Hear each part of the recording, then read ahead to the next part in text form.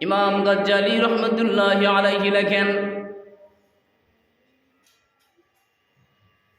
একজন দরিদ্র মানুষ দিন মজুরির কাজ একজন জমিদারের বাড়িতে কাজ করেন। তার কাজের প্রতিদিনের রুটিন হলো ওই দূর পাহাড় থেকে বিশুদ্ধ ঝর্ণার পানি জমিদারের বাড়িতে সরবরাহ করা, এটাই তার ডিউটি কাজ। সব সরঞ্জাম নিয়ে দিনের শুরুতে একটা পরিশ্রম করার জন্য মন মানসিকতা তৈরি করে পাহাড়ের ঝর্ণা থেকে পানিগুলো জমিদারের বাড়িতে নেওয়ার ব্যবস্থা করেন। পানি নেওয়ার যে পাত্র সে তার নিজের মালিকানা, ভার যে বহন করে সেটাও তার নিজের মালিকানা।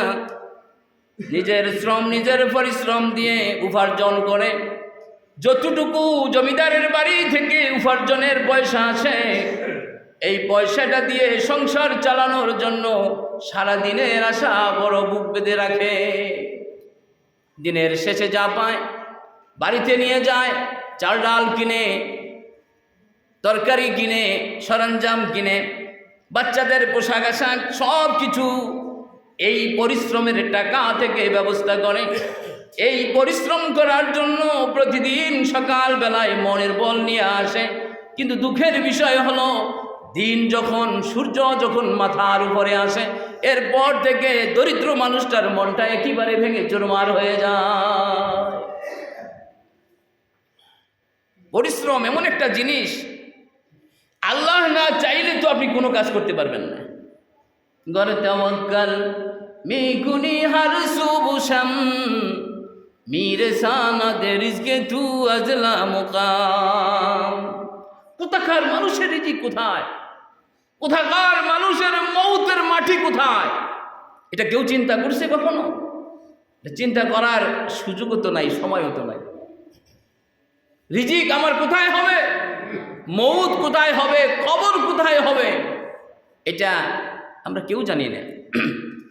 লা তাকুমুস সাআ, আমরা কিছুই জানি না। আমাদের পরকাল, আমাদের দুনিয়া আখিরাত আমরা কিছুই জানি না। শুধু জানি এতটুকু যে কিভাবে ভালো থাকা যায়, কিন্তু ভালো থাকতে গেলে যে আমাকে ভালো রাস্তায় চলতে হবে এটা তো জানি না। ভালো থাকতে চাই কিন্তু ভালো জায়গায় যাইতে চাই না। ভালো থাকতে চাই কিন্তু ভালো কাজ করতে চাই না। এটাই হলো আমাদের সমস্যা। করব মন্দ কাজ, আশা করব ভালো ফলাফল, কিনবো খারাপ জিনিস, খাইতে চাইবো ভালোটা, তাহলে কি হবে? হবে না। আল ঈমানু মা'রিফাতুম বিল কলব, কাওলুম বিল লিসান, আমালুম বিল আরকান। আমার কথার কাজের সাথে, আমার ইসলামের সাথে, আমার কোরআনের সাথে, আমার জীবনের সাথে যতক্ষণ না পর্যন্ত সম্পর্ক না আসবে ততক্ষণ পর্যন্ত আমার ঈমানের নূরের বাতি তো জ্বলবে না। হাতে আয়না কালিমা খা, হাতে আয়না কালিমা কা, মুখ দেখা যায় না, অন্তরেতে কালিমা খা, খুদার দিদার পায় না। কর্মর সাথে, মনের সাথে আর ইসলামের সাথে যদি মিল না হয় আমার বাতি জ্বলবে না। ইখরিজুহুম মিনাজ জুলুমাতি ইলান নূর, নাযালা আলাইহিমুস সাকিনা।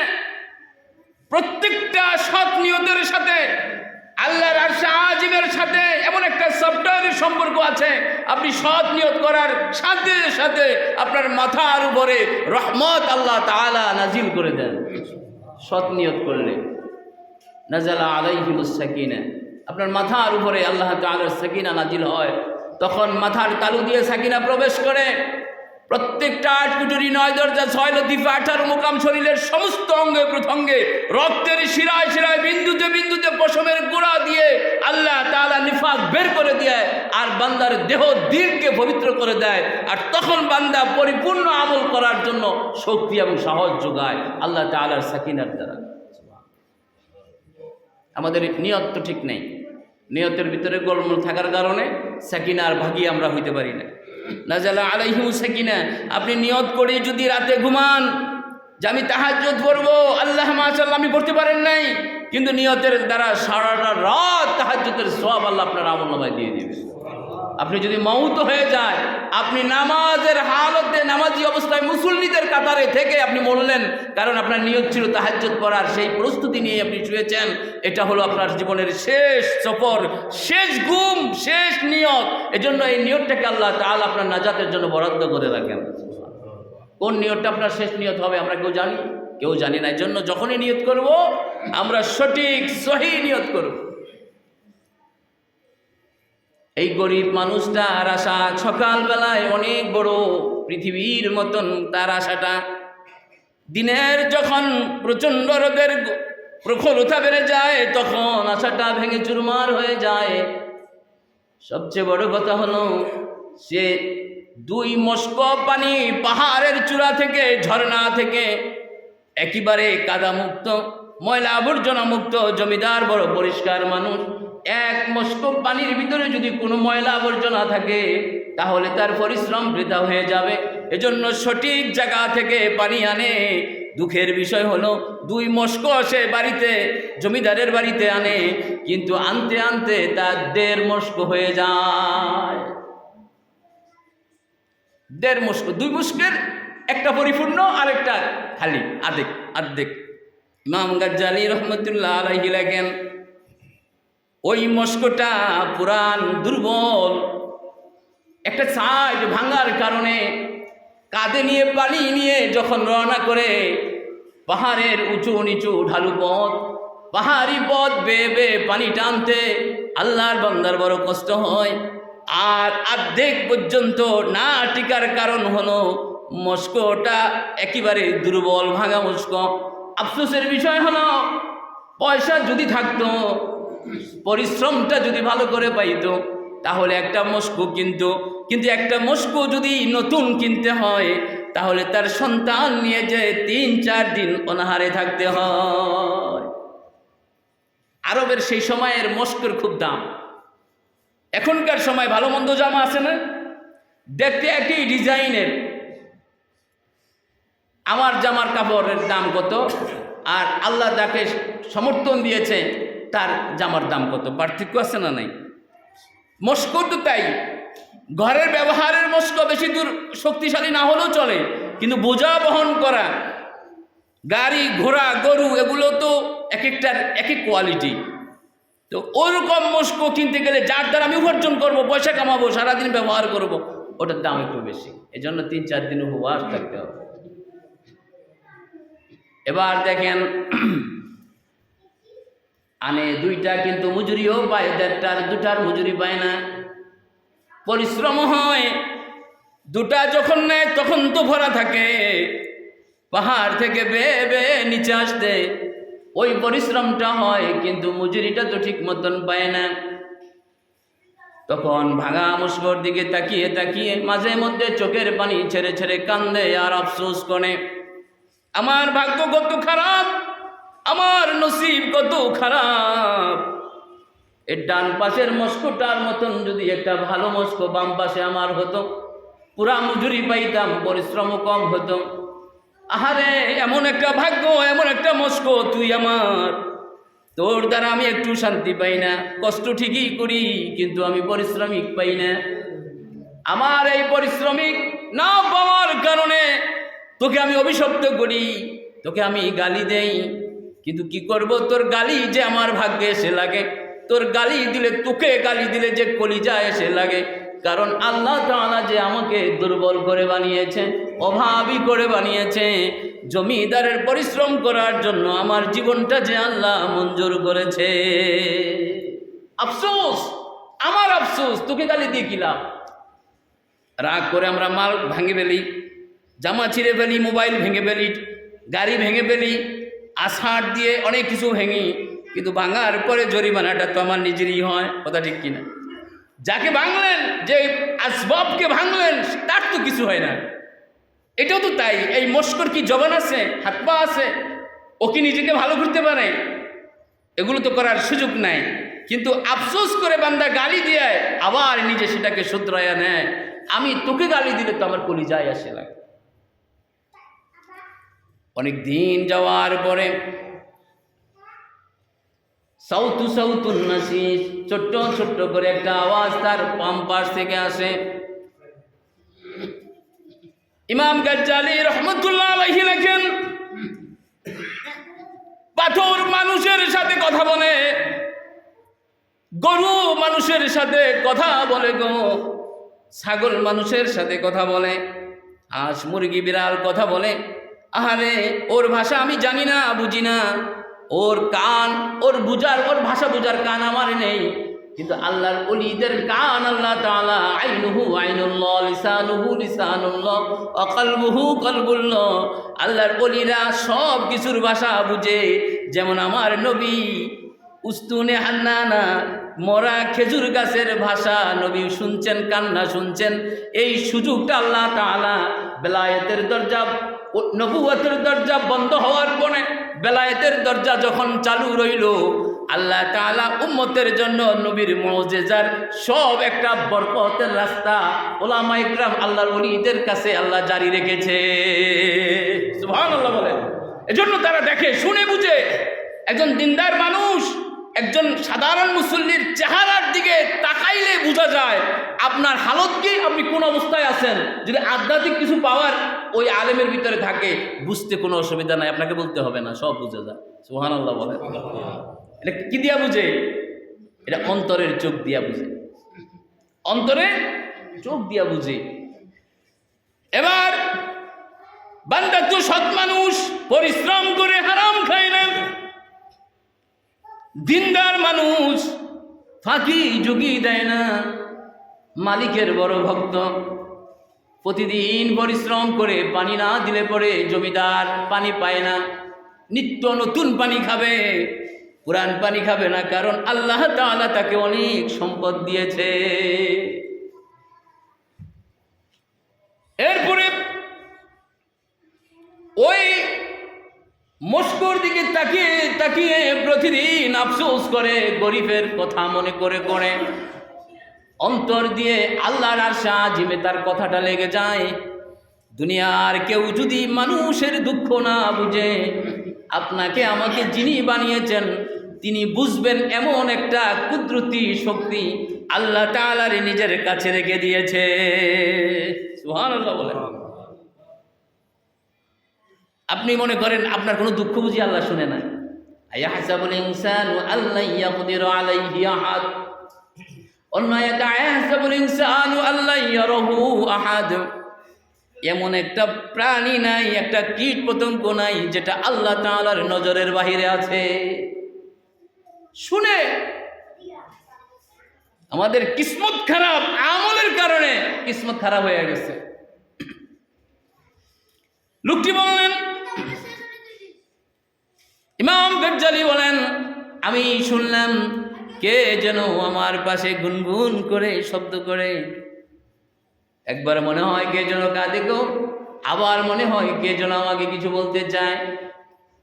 লক্ষ্য করে দেখি পাহাড়ের কিনারে গিয়ে, আর কোথাও থেকে নয় রে, এই আওয়াজটা আমার মস্কোর ভিতর থেকে কে যেন আমাকে মায়াবী কণ্ঠে আওয়াজ দেয়।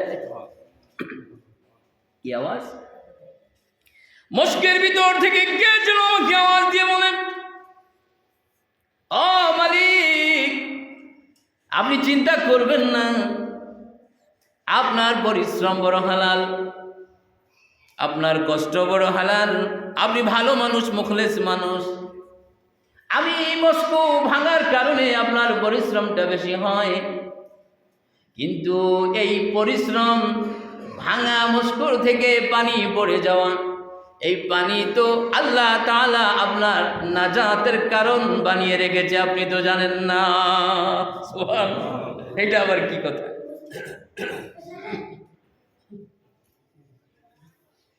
এই লোকটি বুঝতে পারলেন না, আমার মস্কো থেকে পড়ে যাওয়া পানি আমার নাজাতের জরিয়া হয় কি করে? প্রতিদিন যখন এই আওয়াজ শুনেন, তার মনের অবস্থাটা অন্যদিকে চলে গেছে।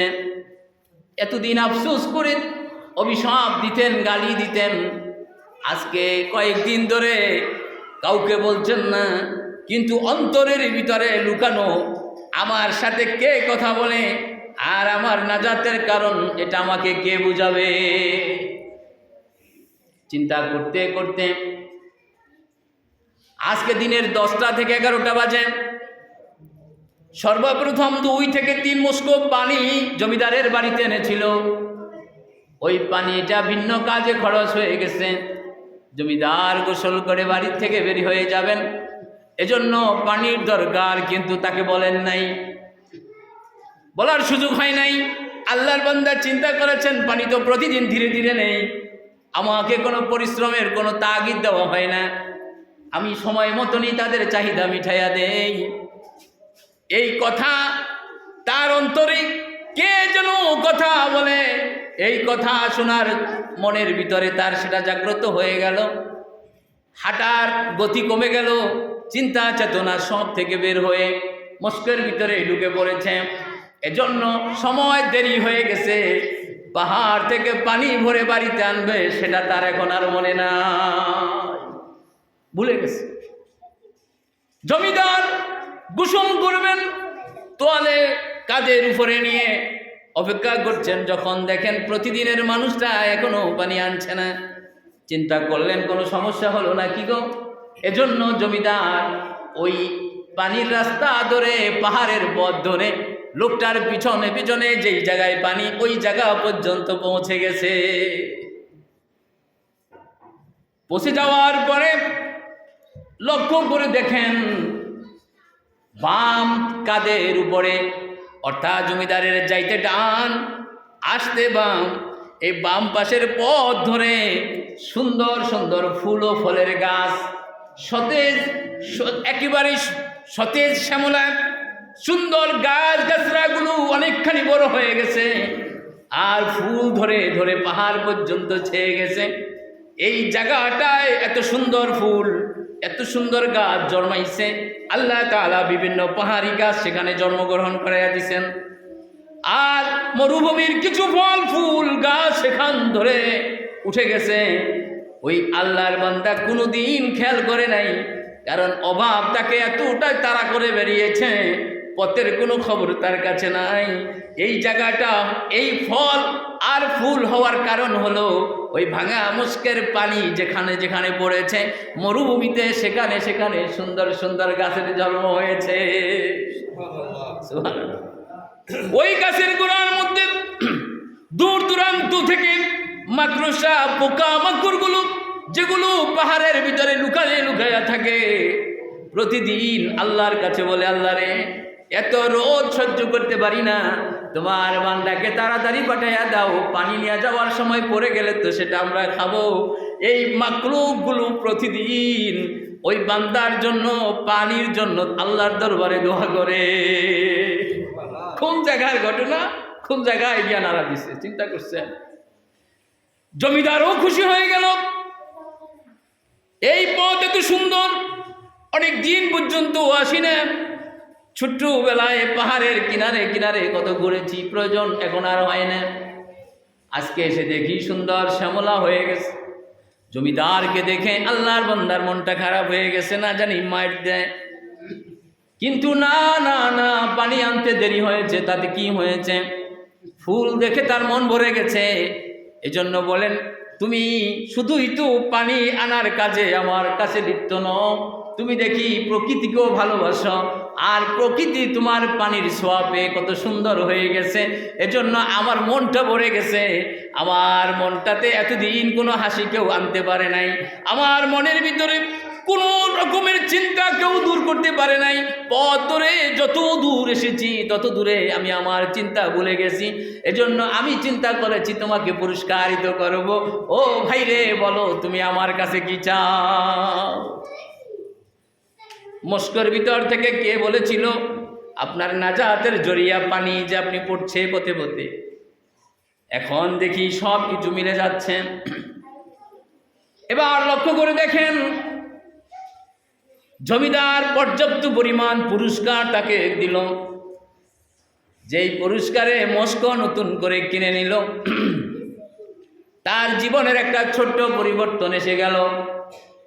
পানি তো আর পড়ে না, পিঁপড়াগুলো দূরের মাকড়সাগুলোর কি অবস্থা, আস্তে আস্তে করে বনের ফুলের সৌন্দর্য হারিয়ে যাচ্ছে। গাছ তরুলতাগুলো আবার আগের জায়গায় ফিরে গেল, যেই জায়গায় একেবারে মরা ছিল। এবার লক্ষ্য করে ওই আল্লাহর বান্দা মস্কো পেয়ে খুশি, পরিশ্রম বেড়েছে। আগে 1.5 মুস্কো বাড়িতে পৌঁছতো, একই পরিশ্রমে এখন 2টা পৌঁছে যায়, সমান তালে তারাই বেড়ে গেছে। কিন্তু হঠাৎ করে লক্ষ্য করে দেখে আমার পরিশ্রমে, আমার ভাঙা মনে, আমার অভাব অনাহারে, আমার সংসারে যদিও কষ্ট ছিল, কিন্তু আল্লাহ তাআলার মাখলুকগুলো প্রতিদিন পানি খায়া খায়া আনন্দের সাথে বাসা বাড়িতে ঘুমাইতো। আজ অনেক দিন পর্যন্ত পানি এই রাস্তা দিয়া পড়ে না রে। আমার পেট ভরে গেছে ঠিকই, কিন্তু ছোট্ট ছোট্ট মাকড়সা আর বনের পাহাড়ের ছোট্ট প্রাণীগুলো একেবারে ধরফর ধরফর করে মরে যাচ্ছে। এ প্রভু, দুনিয়ার জমিনে কষ্ট করে খাবো, ভাঙা ভাঙা আমল করব, হালাল খাবো, মাখলুককে নিয়ে তোমার রহমতের দরিয়াতে আল্লাহ মৌতের পরে শান্তিতে ঝাঁপ দিতে চাই। দুনিয়াতে এত শান্তি আমি চাই না। কই রে আমার ভাঙা মস্কোটা কই? আমার পরিশ্রম বেশি হয় হোক, আমার পরিশ্রমের অর্থ কত জায়গায় যায়, কত দিনের কাজে যায়, কত মানুষের পেটে যায় না রে। আমার এত সুখের দরকার নাই, আমার পরকালের সুখটা আমি চাই। সুবহানাল্লাহ বলে। নতুন মস্কো ফেলে দিলেন, পুরান মস্কো কাঁধে নিলেন। কাঁধে নিয়ে প্রথম ধাপে যখন পানি পড়ে গেল, আধা হয়ে গেল, আজকে মস্কোর দিকে তাকায়া কোনো আফসোস নাই, কারণ তার অর্ধেক পানি পথে পড়েছে। দৌড়াইয়া দৌড়াইয়া সে পাহাড়ের দিকে রওনা করছে। কারা খায়, কোন প্রাণী কেমন করে খায়, আমি এই দৃশ্যটা আজকে দেখব। দৌড়াইয়া দৌড়াইয়া যখন এসে দেখে ক্লান্ত, মরে যাওয়া, মৃত্যুর সাথে পাঞ্জা লওয়া প্রাণীগুলো একেবারে ছটপট করে পানি পিপাসিত হয়ে হাত পা ঝাড়া দিয়া উঠছে, তখন প্রাণীগুলো হাতের তালুতে নিয়ে নিয়ে বলে, প্রভু গো, জীবনে কোনো ভালো কাজ যদি আমার তোমার দরবারে কবুল না হয়, আমার হাড় ভাঙা পরিশ্রমের এই পাহাড় থেকে ভেবে এনে পানি দিয়ে তোমার প্রাণীকুলকে আমি একটু রক্ষা করতে পেরেছি। প্রভু গো, কিয়ামতের ময়দানে এই পানি আমার জন্য যেন হাউজে কাউসারের পানি হয়ে যায়। আল্লাহ তাআলা সঙ্গে সঙ্গে আওয়াজ দিলেন। ইমাম গজ্জালী রহমতুল্লাহি আলাইহি লেখেন, যে ব্যক্তি আমার প্রাণীর উপরে দয়া করলো, আমার মাখলুকের উপরে দয়া করলো, আমার সৃষ্টির উপরে দয়া করলো, ওই ব্যক্তিকে আমি দয়া করব না, এত বড় বখিল তো তোমার রব নয়। তোমার রব রহমানুর রহিম, তোমার রব দয়ালু দয়াবান। শুধুই কি আমি তোমাকে হাউজ কাউসারের পানি পান করাবো? বান্দা, যার অভাব তুমি মিটাইয়া দিলা, আমি আল্লাহ রব্বুল আলামিন জমিনেও তোমার অভাব মিটাইয়া দেব। ওয়ালা নুবাদদিলান্নাহুম মিন বাদি খাউফিহিম আমনা। রহম ফরমা বাত ফাইলে বুসাইদ মখজুমি, রহম ফরমা বাত ফাইলে বুসাইদ মখজুমি। গৌসুল আজম আব্দুল কাদের জিলানি কি মস্তে। সময় বড় সংক্ষেপ, ছোট্ট একটা ঘটনা বলি। ইনসাফ কাকে বলে? হযরত ওমর ইবনুল খাত্তাব রাদিয়াল্লাহু তাআলা আনহু একদিন বাজারে গেলেন। বাজারে গিয়ে দেখেন অনেক মানুষের বেচা কিনার ভিড়, কিন্তু একজন মহিলা চাদর আবৃত করে দাঁড়িয়ে আছে একটা ঘোড়া নিয়ে। এই সময় যদি চলে যায় বাজার ভেঙে যাবে, কেউ তার ঘোড়াটা আর কিনবে না। তখন আমিরুল মুমিনিন বললেন, মাগো, আপনার ঘোড়াটার দাম কত? উনি যেই দাম চাইলেন ওই দাম ঘোড়াটার দিয়ে তিনি তার পরিচয় দিলেন না, তিনি যে এই এই দেশের বাচ্চা আমিরুল মুমিনিন খলিফাতুল মুসলিমিন পরিচয় দিলেন না। তিনিও নিজেকে আড়াল করে, বহু মানুষ আছে কোটি কোটি টাকা দান করে পরিচয় আড়াল করে। আল্লাহ তাআলা বলেন, বান্দারে তোর পরিচয় তুই জমিনে গোপন করলি, কিয়ামতের ময়দানে নবীর সামনে আমি তোর পরিচয় তুলে ধরব। বহুত মানুষ আছে, বহুত মানুষকে ভালোবাসে আল্লাহর জন্য, দান করে সাহায্য করে আল্লাহর জন্য, কেউ জানে না, আছে না নাই? বাবা মাকে করে, অন্য সন্তানকে বুঝতে দেয় না, বা বোনকে গোপনে দান করে দিয়ে দেয়, অন্য কাউকে বুঝতে দেয় না, একটা আত্মীয় স্বজনকে দিয়ে দেয় অন্য কাউকে, কারণ ঝগড়া লাগে, পারিবারিক ঝগড়াটা তো বড় ঝামেলা, এটা গোপনে দিয়ে দেয়। কিন্তু আপনি মনে করবেন না যে গোপন হয়ে গেছে, না, আল্লাহ তাআলা আপনাকে কিয়ামতের ময়দানে প্রকাশ করে নেক দান করবেন, সুবহানাল্লাহ। তখন বাকিরা আফসোস করবে, আরে গোপনে যদি আমরাও দিতাম।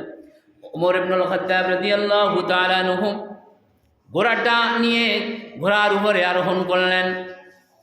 কয়েক ঘন্টা ঘোড়া নিয়ে যখন আরবের মরুভূমির পথ ধরে ঘোরাফেরা করলেন, ঘোড়ার কৌশল তিনি জানতেন, ঘোড়াটা কেমন তিনি তো আর চড়ে আগে দেখেন নাই, নতুন করে কিনেছেন, তাকে দিয়ে কি কাজ করানো যায়, কতটুকু দৌড় দেওয়ানো যায়, কতটুকু মাইল সফর করানো যায়, একজন আরোহী বলে দিতে পারতেন। ওমর ইবনুল খাত্তাব দেখলেন কিছু দূর যাওয়ার পরে ঘোড়াটা সামনের ডান পাশের পা উঁচা করতে পারে না, আবার উঁচা করলেও দিতে পারে না। এজন্য ওমর রাদিয়াল্লাহু তাআলা আনহুর বড় কষ্ট হয়ে পড়ল, আর সামনের দিকে আগায় না। নিজে সেখান থেকে নেমে ঘোড়াকে হাতে ধরে তার নিজের জায়গায় এনে গাছের সাথে বাঁধলেন।